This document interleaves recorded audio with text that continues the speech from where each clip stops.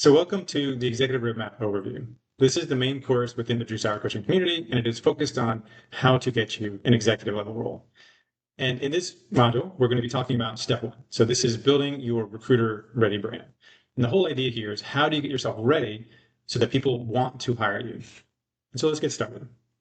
So first up, we have this question of why do organizations hire? And the answer is they hire because there's a problem. If you think about it, if there are no problems, why would you hire somebody, right? Why would you spend potentially a couple $100,000 a year if everything was great? You wouldn't. So organizations hire because they're not getting the results they want with the resources they have. So this is the question we were trying to reverse engineer: is what is the problem that they have? So conceptually, how do you get the position? You get the position, you need to answer these three questions. First, what do they want? Right? What is the problem that they're trying to solve? Two, why are they not getting it? What is the hole, right? What is the thing that they need? And then three, of course, the question is, how can you resolve their problem, right? And the bottom here is, it's not about you, right? This is one of those fundamental things you have to remember.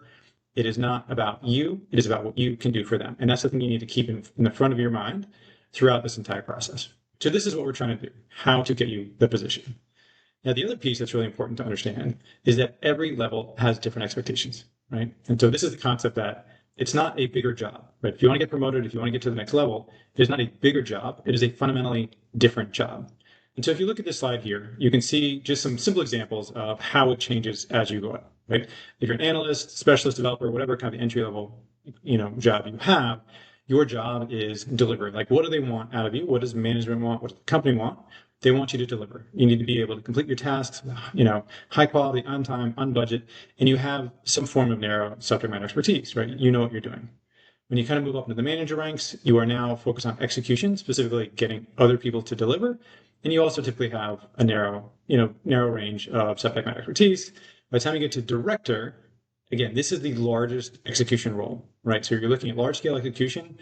Business relationships become much more important here because you're working more closely with partners and you start to have a broader subject matter expertise. And the reason there's a fine line here is because this is the point that we focus on mostly, which I consider the executive transition, right? It is different in every company, but fundamentally, the director role is the chief executor role, the biggest person in the organization who is responsible for doing stuff.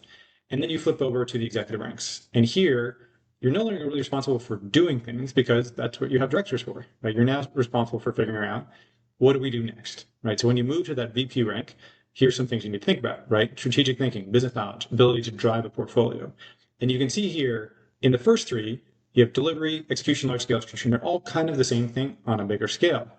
But when you hit the vice president or whatever the equivalent is in your company, it flips, right? And it is a different job, right? By the time you get to SVP or managing director, it's strategic direction. You start to get a lot more into P&L management. And of course, C-suite is really about vision, strategy, growth, client relationships, resource allocation, things like that.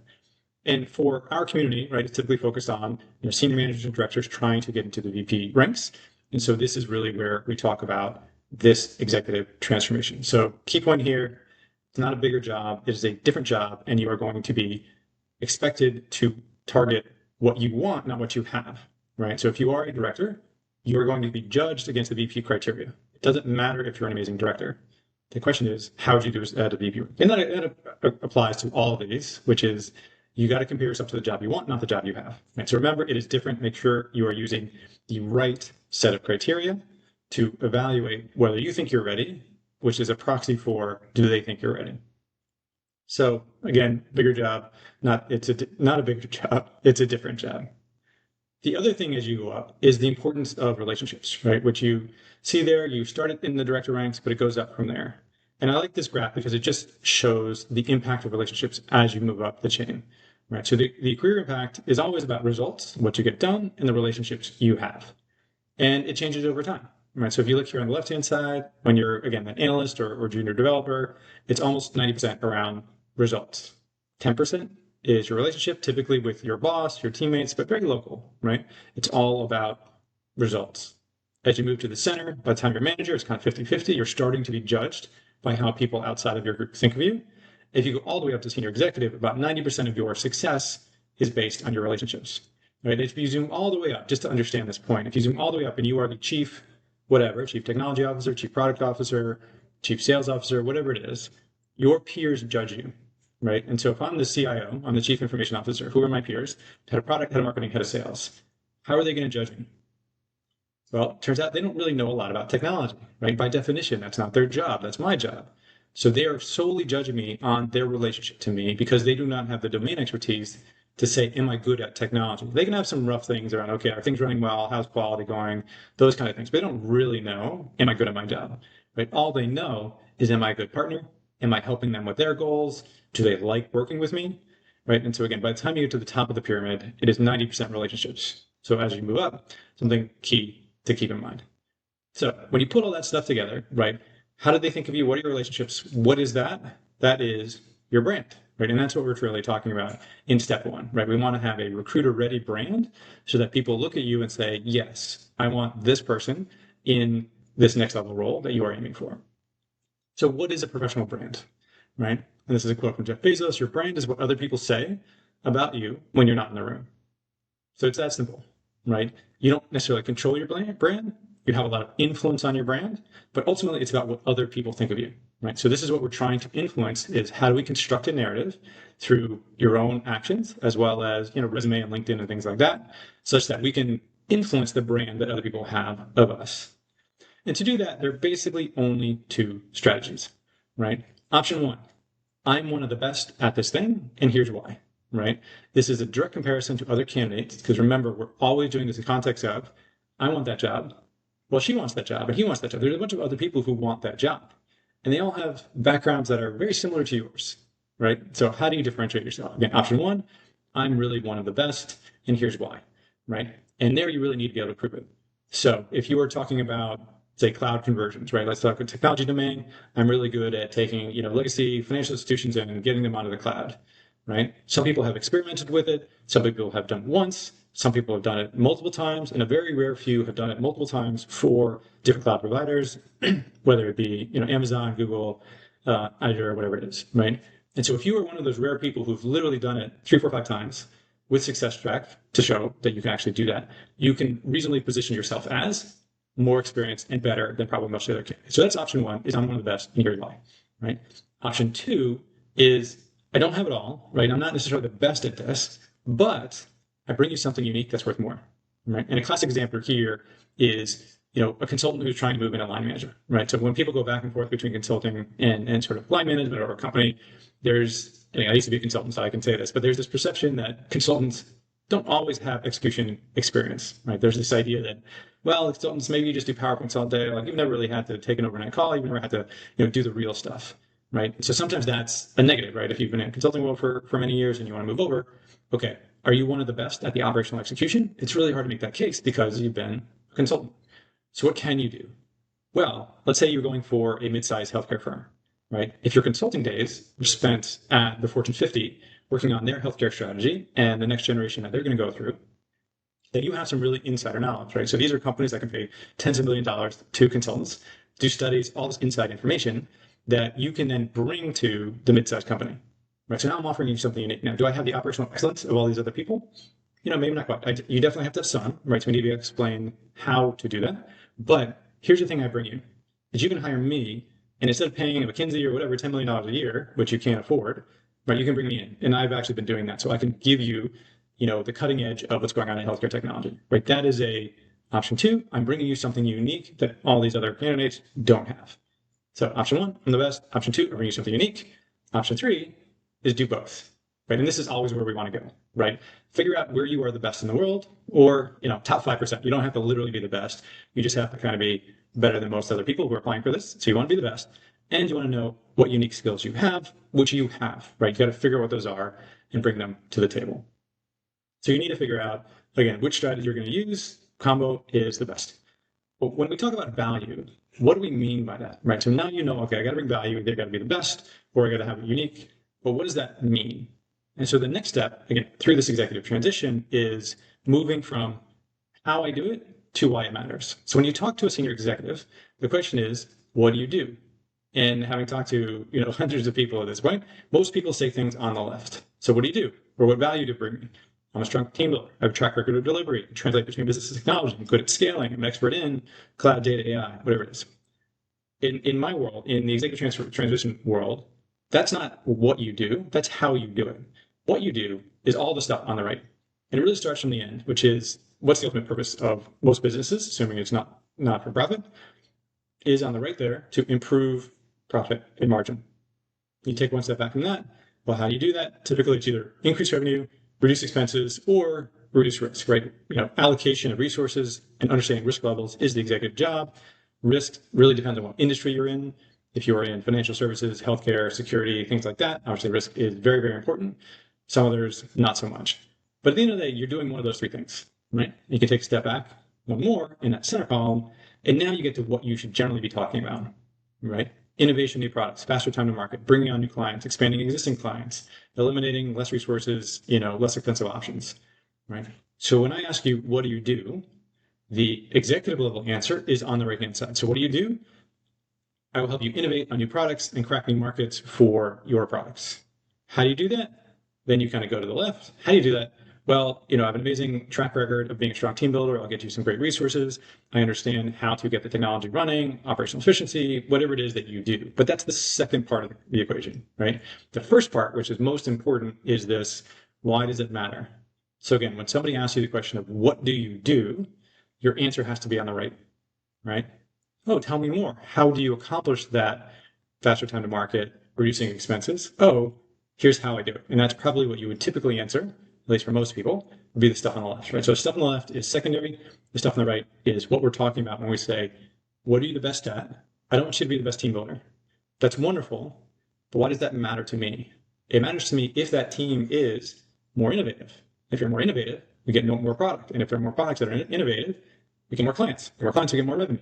That's what I care about. So I don't care that you're the best team builder in the world. I care if you can use that best team to drive our products forward, right? So you talk about the right. So that's kind of the core of how you think about the value proposition. And just to kind of close out, again, this is the overview. You can find a lot more in the full course, but this is what you want to talk about. And just to kind of wrap it up, let's talk about how does that actually manifest in different pieces of collateral that you have, such as your resume and your LinkedIn. So here's a classic resume. And the main thing I just want to highlight here is, so how does this work in the real world? Because hiring managers, HR, recruiter people, your resume is a marketing flyer and they get a whole stack of them, right? There are a lot of them. So you don't get to be read in full, right? That's just not how this works. So what happens is they get a stack and then they look at, the first thing they look at is typically that title there. So here, Strategic Information Security Executive. So number one, I'm busy. Is this even in the ballpark, right? So look at the header. Okay, Information Security Executive. Good, because if it said Technology Executive, well, I'm really looking for a security position here. If it just said something else, like that was not even a match, I don't have time to figure this out. I need to know whether you're at least in the ballpark. So that's why the header, that first line, same thing on LinkedIn, that first line tells me at least it's worth reading. Okay, about 2 seconds. Number two, okay, information security, let me read your sort of kickoff professional summary, whatever you have on the top, right? And here is where they're trying to gauge whether or not you can solve their problem. And again, about 10 seconds here, right? But this is the hook, right? This is not the meat, this is the hook, right? In this case, executive with multi-million-dollar transformation projects, building manage large cybersecurity orgs. Okay, so if I have a large cybersecurity org and I need to, transform the way my company operates, at least you're in the right, right ballpark. Look at some of those bullets, cloud security practices. Okay, good, right? Because, I'm on the cloud, you're on the cloud. Great. CI/CD, I see that there. Good, because we're basically trying to roll out CI/CD. I'm doing this quick mental checklist of, okay, are you in the ballpark? Does it sound interesting, right? And only at that point, if you sort of pass those two filters, will I actually read any more about your resume, right? So this sort of professional experience, all the rest of your resume only gets read if you do the first two parts right. Because is this interesting? Yes, I'll keep reading. How about this? Still interested? Okay, I'm going to finally read it. But again, I have a stack of 50 of these. I'm trying to get through them. I have an hour. I have a major meeting coming up. The CEO's yelling at me for something. I don't have a lot of time. So make sure that you get your hooks right. Resume is a marketing tool.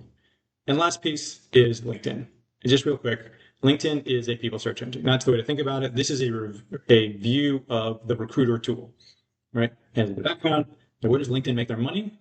It's ads and it's a recruiter platform. Yes, people pay for LinkedIn Premium. Yes, people pay for Sales Navigator. But where they really make their money, at least at the moment, is through Recruiter. And so they're pushing people through Recruiter It's getting harder and harder to kind of crack through just the applications, because if you're applying these days, you know that every job gets 100 to 500 to 1,000 applicants, and people are just getting flooded with resumes, which is why a lot of times it feels like it goes in the black hole. So what's happening over time, and will happen more so over time, is instead of a, hey, everybody send me your resume, they're going to go out and search. And so here you can see, the criteria that you have on LinkedIn is how they're going to basically filter. So here you have 42,000. So they did a basic search for project managers, the greatest category with business strategy and analytics. So how are they doing that? They're marking, the title, so that has to match, locations, and then skills, right? So LinkedIn is pushing these skills. You can then see, up top there, 42,798 total candidates, right? 83 open to new opportunities. And this is why open to work for recruiters is so important, right? You don't want the little green circle for everybody, so don't tell everybody you're looking for it, but use the recruiter settings, because do I want to look at 42,000 candidates, or do I want to look at 83? 83 is a reasonable number. 229 company connections, so I can look for people who are actually somehow connected. 904 engaged with your talent brand. So basically, did you like a post? Do you follow them? Right? These are all things that you can do to boost yourself from an SEO perspective on LinkedIn Recruiter, right? And these are all the mechanics of it. Again, in the full course, we go through a lot more of this, but this is the idea. And the overview is these are the two places. Resume, you got to catch their attention, and then LinkedIn, you got to optimize your own profile. So this is this whole idea of being recruiter ready, because what you want is for your name to be Emily Dalton's right here. You want it to pop up as the first person that they see, so that you are the one that they're going to call when they're looking for a new position. And at the end of the day, just to kind of wrap up this first section, I love this quote from John Quincy Adams, which is, whoever tells the best story wins, right? In the game of getting particularly executive jobs, right, there are two halves: what you do all day and what people think you do all day. And the reality is that particularly as you move up in the executive ranks, nobody actually knows what you do all day, right? Because you're doing so many different things and everybody has a small piece of the pie. Nobody really knows. But they all know what they think you do all day. And that's what your job is to influence that to be the best version of yourself. So remember, whoever tells the best story wins. And that is what you need to do to become recruiter ready.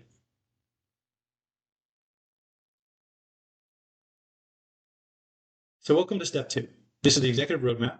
You've gone through step 1, which is becoming recruiter ready. Okay, you know your value, you know what you want, and now we're trying to effectively land the interview with a network first strategy, right?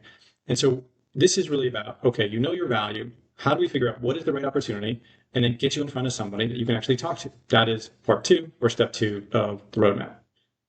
So let's dive into first thinking about what do you actually want, right? That's kind of one of the critical things you got to figure out. And knowing the title is not enough, right? Jobs with the same title often have vastly different day jobs. And this is why, if you're like, hey, I want to be VP of this, I want to be CIO, I want to be CEO, this is my goal, I always suggest to people, go talk to some people in those roles. Find out what they actually do all day, because that's going to be critical to say, hey, which version of this job, because there are many different versions of every sort of senior title, which version do I want? So just go through this slide. We have a VP of engineering on the left. In this case, it is the most senior technical individual. He or she designs the core architecture, force the CIO, small, local, never really talks to clients, right? So this is a technical expert who is there to oversee and design the platform. In the center, you have VP of engineering, who understands the business deeply, spends a lot of time with the general manager and the sales, focus on user growth, clients are key focus areas. So this is not an internal technical person, this is more of an external business person who has a strong technology background, right? And then the third version over there is, on the right, is understands industry, lots of audits and regulators, meeting committee culture, medium-sized team, rarely meets with clients. So this could be in healthcare, it could be in financial services. What do you do most of the day? I try to tell people we have everything under control, right? So who do you meet with most? Auditors and regulators. Okay, coming from a financial service background, like there's some truth to this. There are some jobs that are very much like that, right? And they can all be VPs of engineering. And so chances are one of these is more to your liking than others, right? So again, knowing the title is not enough. You need to find out what goes on in the day job and then design the one that you actually want, right? Maybe none of these 3 is what you want. You want a 4th version, which is very possible, right? You just need to find out what it is that you want and then design your career path so you can try to go and get it. So this is kind of step 1. You got to understand what the job is. Step 2 is knowing what you want, right? And here, I always recommend people do, this is one of the exercises we do in the courses and I do with my clients, is you have to create your own definition of winning, right? You are the only one who is in your own career. right? So you got to control what it means to be winning, right? You don't want to have somebody else define what it means to be successful. So what would it look like if you won the career lottery, right? So this is not the lottery where you can just vacation all day. This is, okay, you want to have a career, right? You want to do something. So what is it, right? You want to create a list of all the attributes that are most important and meaningful to you in your career. And on the left-hand side are the actual job responsibilities, the contribution, the business relationships, the financial resources, but also the rest of your life, right? Mental attitude, physical health, personal, family, relationships, community, fun, right? This is all part of designing what you ideally want because your career is part of your life. So you want to think about it in the whole context. What is your definition of winning? And so those are two of the first pieces that you need to understand. One, what is the job that you want? And two, what is the life that you want? So I always suggest people do that first because if you don't understand those two pieces, it's really hard to get the job search right. Let's say you have that. So now we're going to turn to the actual job search part. So here's job search in a nutshell. It is really not that complicated, right? There are only three places to find jobs, right? Job postings, LinkedIn, Indeed, company websites. These are clearly jobs. They're ready to go. Networking. So this is the hidden job market. This is where, as part of your normal networking activities, you're talking to somebody, you're thinking about what to do next, and they say, hey, Drew, are you thinking about moving? Because I know somebody who's hiring over here for this position, and I think you'd be great. Why don't you go talk to them, right? Job may not even be posted yet. It may not even be available. This is the hidden job market. And third is recruiter calls. This is the best and by far the most fun because they call you, you have the power. Half the time you don't even need a resume. They want you and they're going to try to recruit you. And, ideally that's where it all comes from. But as we talked about in step one, there's a lot of competition out there. You need to be recruiter ready. You need to have that stuff in place. And even then, there's only so many calls. Like you cannot control the volume of incoming recruiter calls. So they're awesome, but the first two are what you can control.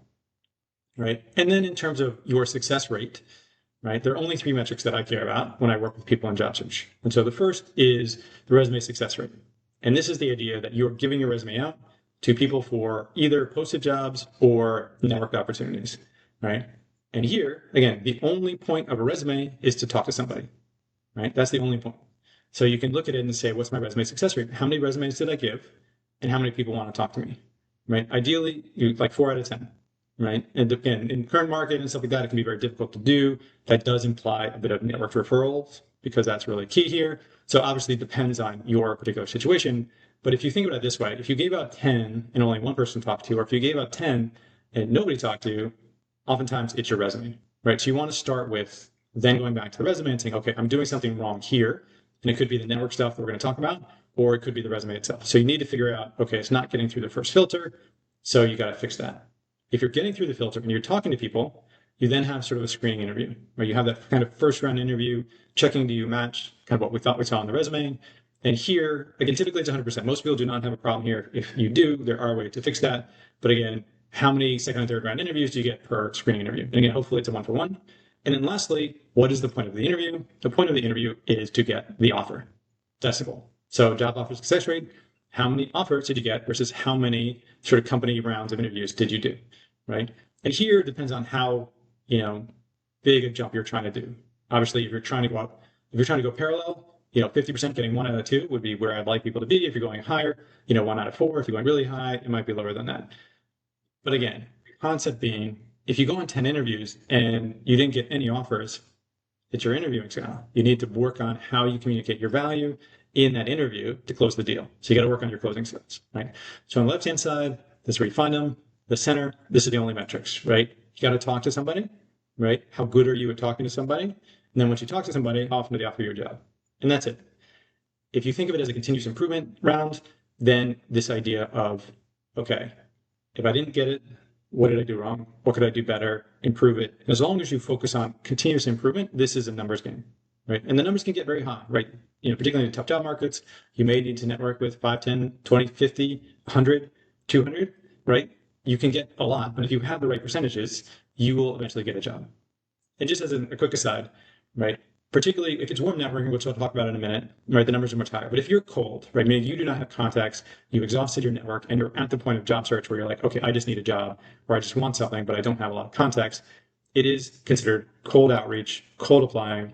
And in classic marketing, right? If you're doing cold email marketing, your response rates are typically 3% would be amazing. So if I send out 100 emails to people who don't know me, and I got a response rate of 3%, 3 out of 100, that's really good. right? Typically it's like 1.2, 1.6, right? Out of 100 people. So they're really, really low numbers. And this is important just as a mental frame for people who are kind of in this situation is it is not about you. It's just the nature of the game, right? Everybody's busy. People don't have time.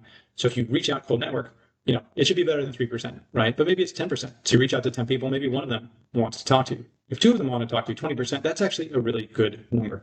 So again, you need to think of scale. This is not like talking to your friends. This is potentially, if you're in the cold networking side, almost like sales and marketing. So you need to adjust your mindset to say, okay, if I reach out to 10 and two want to talk to me, that's great. That's not horrible, right? You have to change your mindset there, right? So that's just a quick aside. Make sure you think about these numbers in the context of what you're working in. But just to recap, right, what we really want to do is network to get the referrals. That is by far the easiest way. It cuts the line, it get rid of the ATSs and all that kind of stuff. You put your resume in, who knows what happens. We want to get you to somebody because that's the way to cut the line. So just to kind of recap, right, and I sort of went over this in step one, but I just want to throw it in here again because it's the same idea, right? The higher up you go, the more relationships matter. And the more relationships matter is the same idea in a network first job search, right? In the beginning, you can do it based on skills. The higher up you go, the more important your network is to finding the job, the same way the more important your relationships are to the success in the job. It is the exact same concept. So just to take a step back, I just want to talk about what I call the bank account model of networking. Right? So this is how I think about it and how I work with my clients to think about networking. So here's the bank account model, right? The idea is your relationship is a bank account, right? Basically a balance of deposits and withdrawals. So what are deposits in this context? So you can see on the left-hand side, things like sharing knowledge and resources. Hey, I know you're interested in this thing. Here's a quick link to an article I saw and I thought of you, right? Support over assistance. Oh, I see you're having an event. Any way I can help out, right? Simply actively listening and being empathetic, right? This actually works very well because people want to be heard, right? And if you're a genuine person who wants to hear what other people are going through, what some of their challenges are, if you're a good listener, that is absolutely a deposit. And lastly, reliability and trustworthiness, right? If we're supposed to meet, make sure you meet, right? These are just all ways to build trust. And these are all, in my world, deposits into the bank account, right? Where withdrawals are asking for favors and support, right? So the key thing here is nobody's going to go into negative balance for you, right? So if you look on the right-hand side, this is kind of the way it works. The golds are the deposits, the blacks are the withdrawals. So you deposit, then you ask for a favor. Then you deposit again, and then you ask for a big favor, right? But the whole idea is you can't go below zero. So how does this apply to cold networking in particular, right? So warm networking, you want to think about how good a relationship do I have? How big an ask do I have? And is it appropriate for me to ask that without depleting my entire bank? But when you go cold, right? Hey, can you give me a referral? Hey, can you answer some questions for me? You're asking for withdrawal. You're asking for me to do something for you without making a deposit, which means we're going to have a negative balance because I haven't even met you. It's like walking up to somebody in the street and saying, hey, can I have $100? No. Like, I'm not going to give you $100 if you just walk up and ask for it, right? $1? No, maybe I'll give you $1. $5? Okay, maybe. $100? No, right?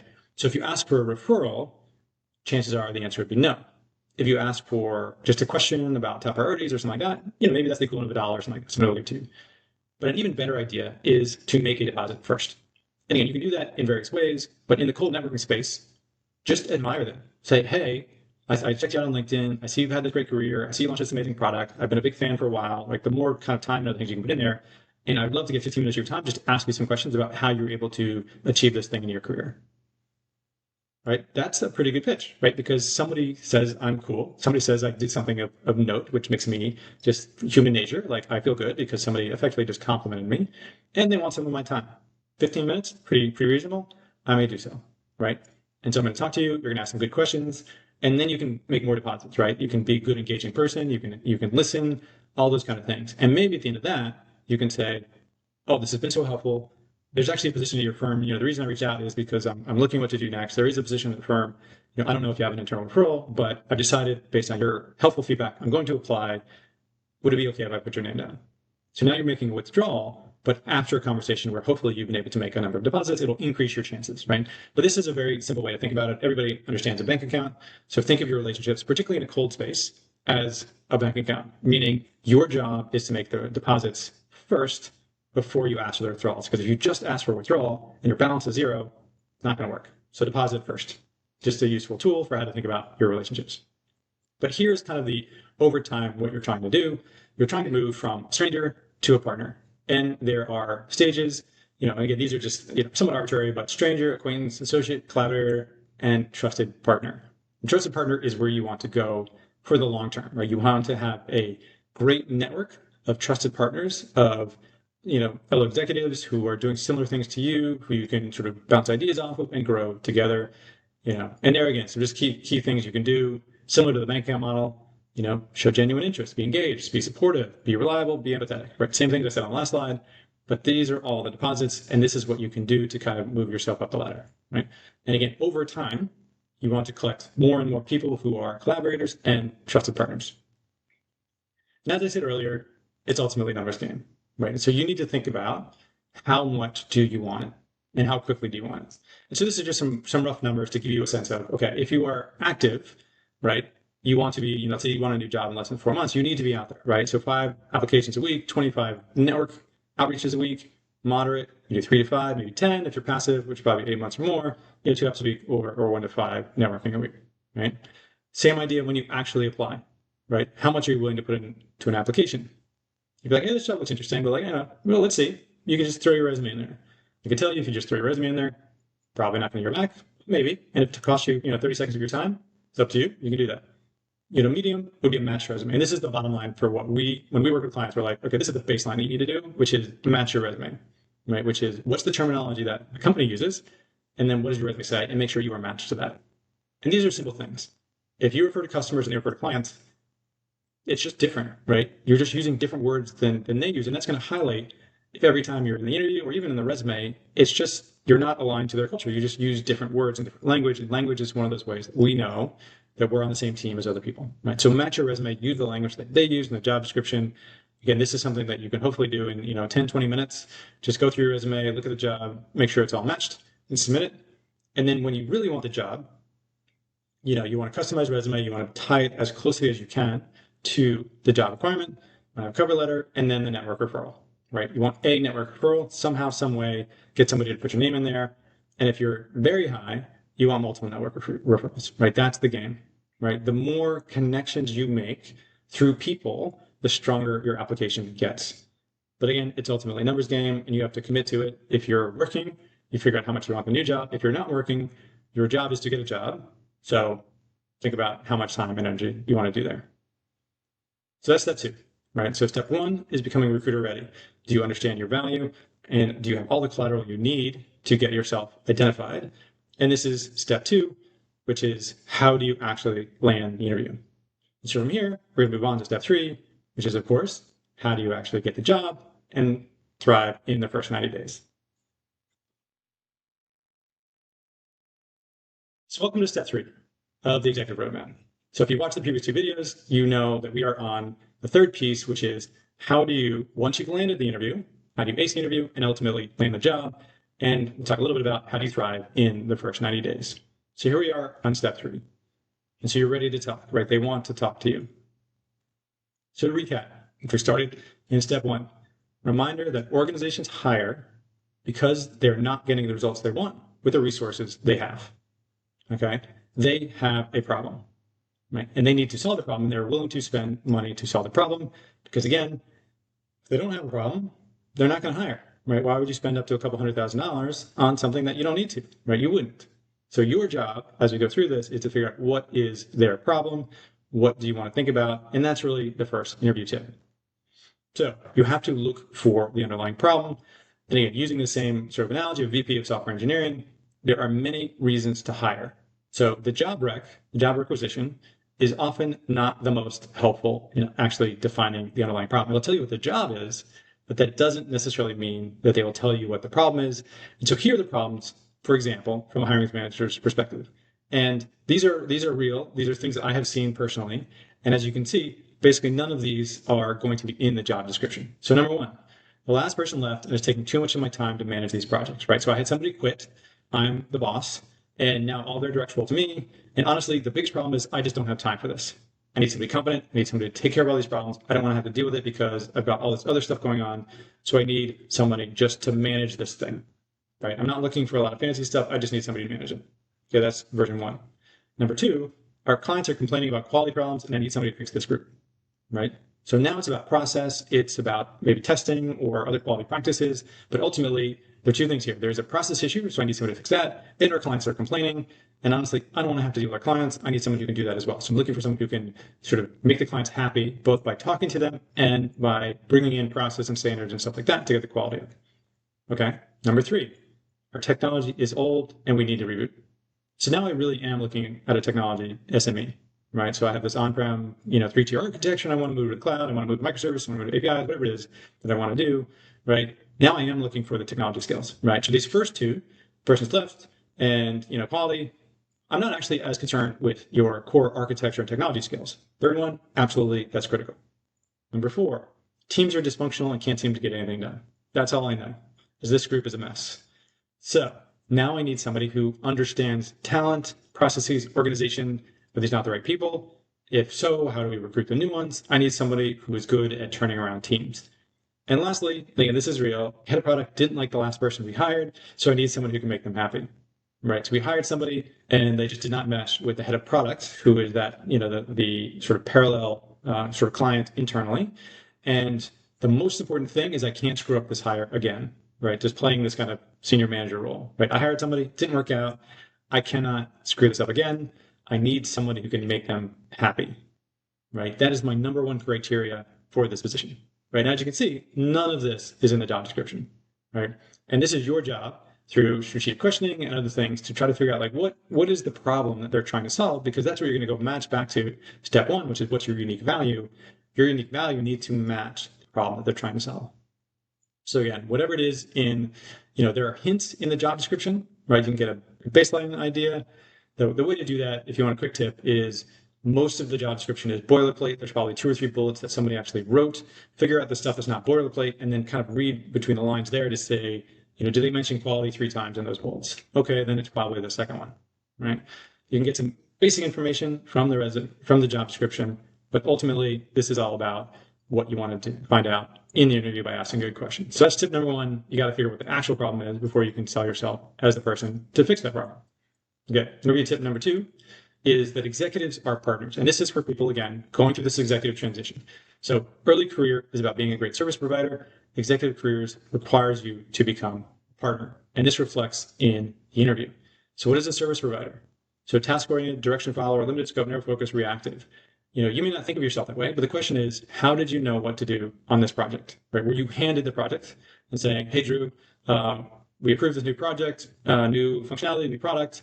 Can you get out the door, right? And if I'm a director, senior director, yep, awesome, I got it. I'll work it out. We'll get it on time. We'll get it off before the close of the year, whatever it is, right? I'm doing the project and I'm executing, and I'm a service provider, right? A partner is somebody who is invited in the conversation about what should we do, right? So it's about goal alignment, proactive engagement, shared responsibility. It's a holistic approach and innovative contribution, right? And so the simple test here is when a company decides to do something new that you were involved in, were you told that the decision was made and now you're part of the execution team, or were you part of the conversation? So, hey, Drew, we just had our big strategy meeting. We determined what we're going to do for Q1. We put you in charge. You're awesome. Put you in charge of this project.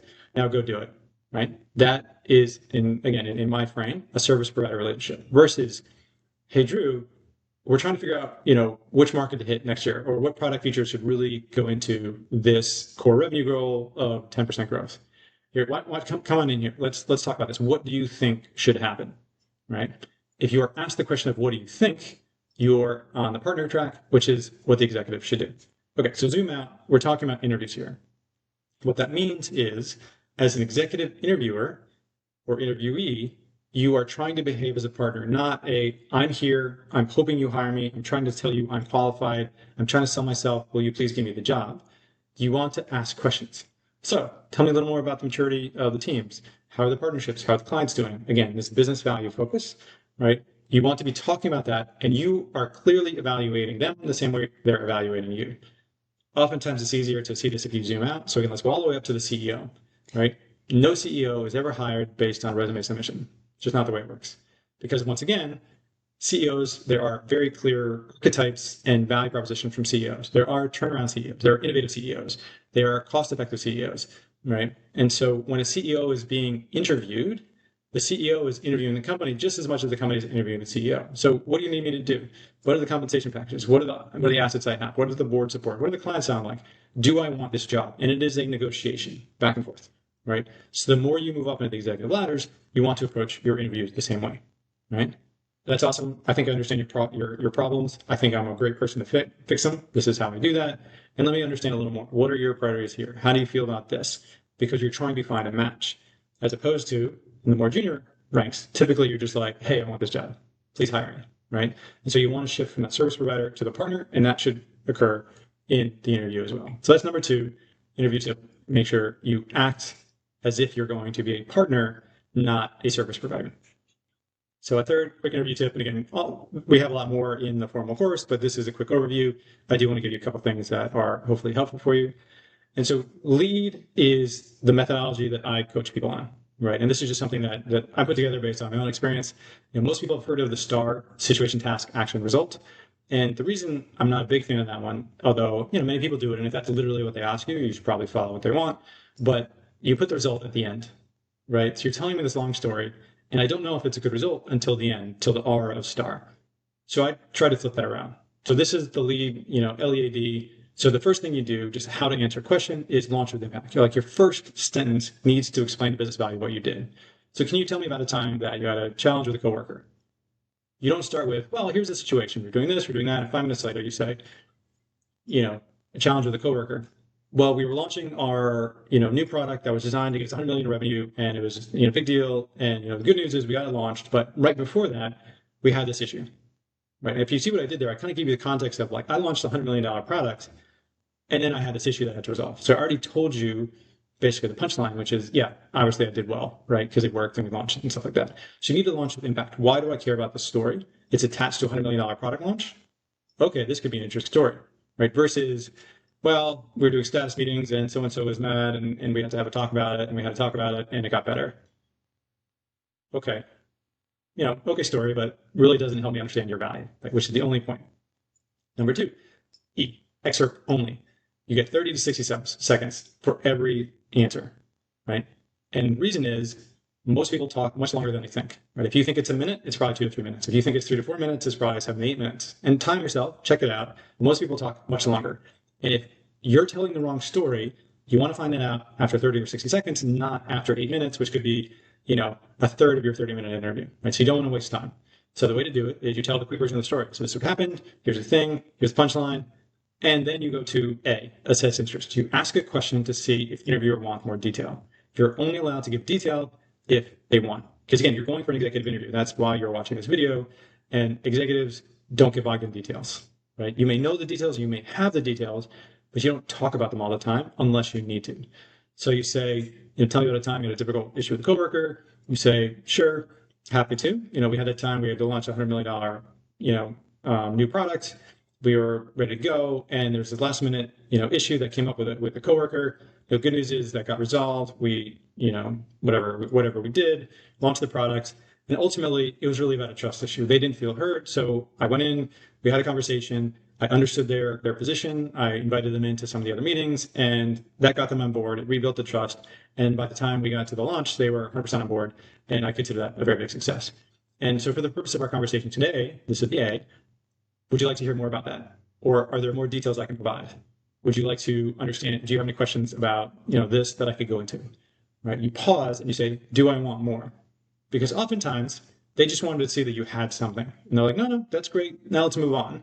Or they'll say, actually, yeah, because trust is really big with us. Can you tell me more? Like, how did that meeting go with that person? Like, what did you actually say? Okay, now I'm actually really interested in your answer because I asked you a very specific follow-up question, right? So that's why you need to assess interest. And lastly, a direct connection to the job. This is not about you. It's about your ability to help them solve the problem. So rather than say, that's what I did, you say, so this is how I learned how to build trust. I'm really good with repairing relationships, particularly with clients. And I'm not sure if that's a need here, but I would love to be able to bring that same skill to you here at Company X.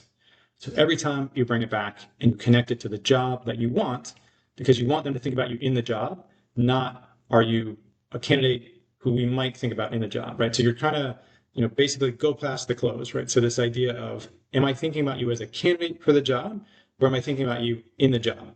right? And if you say, I'd love to apply that here, what you're doing just psychologically is you're making me think about, okay, would that work here?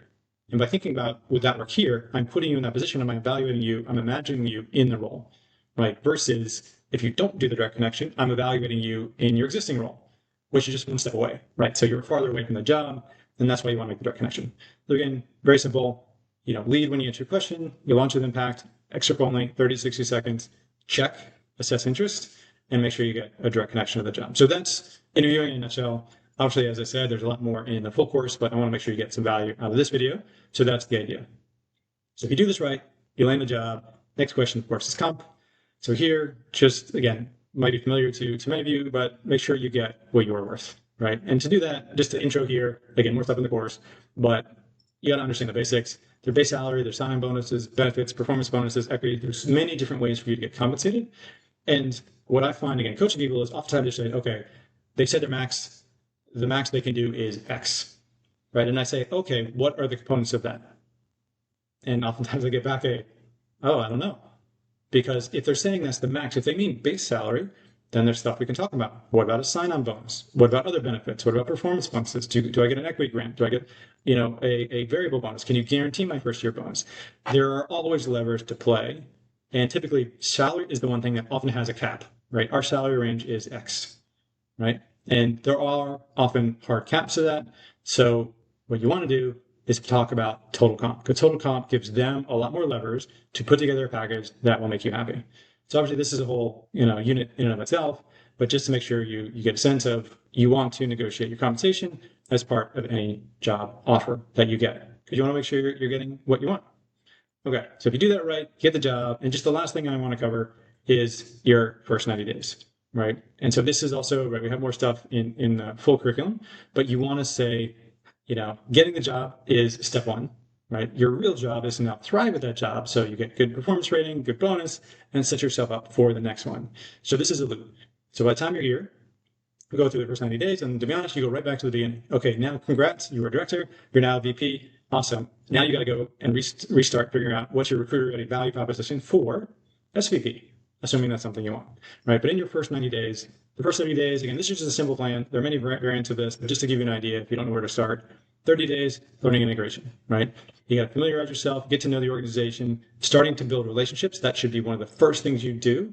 Don't spend too much time just analyzing. Get out there and meet people and make sure you have the quick wins, right? You want to show very clearly that you are a good hire. Easiest way to do that is to get some quick wins in the first 30 days, right? That could be almost anything.